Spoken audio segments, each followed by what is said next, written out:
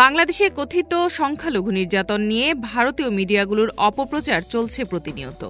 এবার জি24 ঘন্টার খবরে বলছে নেত্রকোনায় মন্দির পুড়িয়ে দেয়া হয়েছে। কিন্তু আসল ঘটনা হলো নেত্রকোনার খালিয়াজুড়ি উপজেলার একটি মন্দিরে পূজার জন্য জ্বালানো মোম আগরবাতি থেকেই আগুনে প্রতিমার আসন, পূজার সরঞ্জামাদি পুড়ে গেছে। শুক্রবার রাতে মন্দিরে এ ঘটনা ঘটে বলে নিশ্চিত করেছেন খালিয়াজুড়ি থানার ওসি। তিনি বলেন, মন্দিরের একটি কক্ষে মোম, প্রদীপ, আগরবাতি জ্বালিয়ে পূজা অর্চনা করেন পূজারীরা।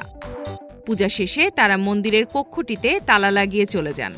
ভোরে আবারও তালা খুললে আগুনে আসন, পূজার সরঞ্জামাদি ও বিছানা সহ খাট পোড়া দেখতে পান পূজারী। তারা বলছেন, তালা লাগানো অবস্থায় ভিতরে মোমবাতি, আগরবাতি থেকেই আগুন লেগেছে। এ বিষয়ে কোনো অভিযোগ নেই মন্দির কর্তৃপক্ষের।